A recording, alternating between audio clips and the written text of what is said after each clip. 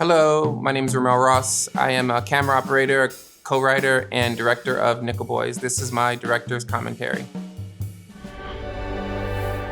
Nickel Boys is a film about a young man named Elwood who, through unfortunate circumstances, ends up in a reform school where he forms a friendship with another character named Turner. Anjanou Ellis-Taylor, who was playing a character named Hattie, is coming to visit her grandson Elwood at this reform school, Nickel Academy. And yeah, she encounters Turner. Young man. I just love how fast I think Sam's operating. He whips around. A student named Elwood Curtis. Yeah, so we're in Turner's perspective. Thank God. Fun to choreograph those guys bumping into each other back there. They told me that he can't have visitors. This is one of the most haunting frames, I think, like right here, of the entire film. Especially because of the angle, like is I think one of the most mimicking my large format photography. I came all this way. It's a crime that they won't let me see him. It's a crime. What kind of place is this? They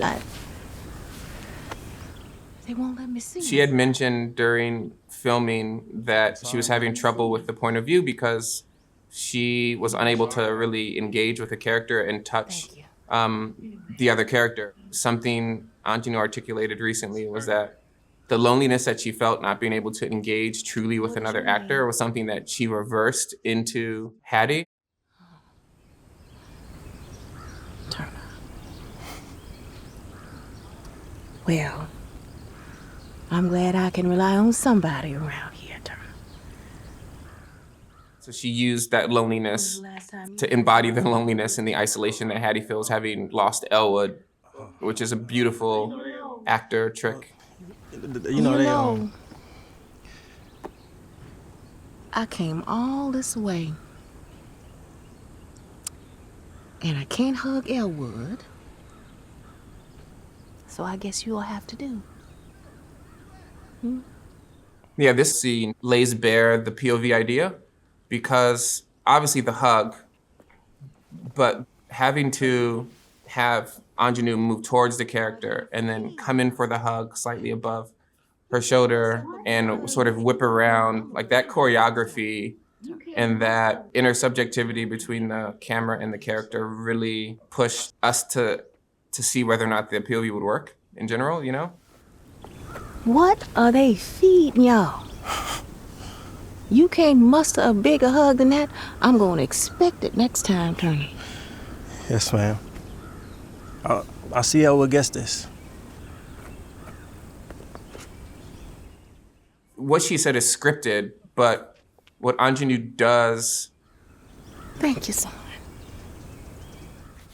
And the way that she, manifests the words and the way that she sort of holds her body and the way that she genuinely feels like she's lost, like she's a grandmother lost in this unfamiliar landscape. That's just an actor becoming a character. It felt real in real life. Yeah, so there are 4 different setups, camera setups, maybe 5 that we use over the course of filming. In this scene, it's on Sam's shoulder. It was the most mobile way for us to get that hug and for him to do the whip around.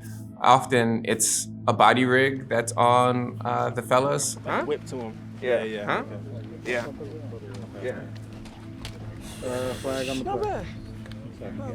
Or in David's case, it was a snorri cam on the back of him. But all of these things were sort of custom imagined by Jomo Frey to sort of use the Sony Venice in Rialto mode in a way that let us get that IMAX 6K quality, but also have it be mobile enough to seem as portable as the human head or as mobile as the human body. Creative drive to do the film in POV, which we eventually called Sentient Perspective, is to really explore the entirety of the character as the audience is capable of having an experience that's simultaneous with them. There's something fundamentally interesting, I think, when I realized that most cinema, you learn about the characters through observation.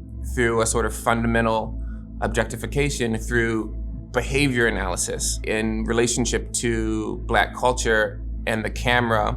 How can you bring the camera closer to the inside of the body in order to, as I like to say, sort of shoot from, not towards? If you're doing that, you're just bridging another distance or another gap between audience and character. Long time, long time, long time. There's never doubt in the process and the intent, which I think as we're dealing with a true story of the Dozier School for Boys in North Florida, closed in 2011, bodies began to be exhumed in 2013, there was something so powerful about the intent of the film and the intent of bringing the camera sort of into their bodies so that we could see the world through their eyes. It didn't matter if we had coverage. It was a gesture, and the gesture was something, and that's kind of all we needed to stand by.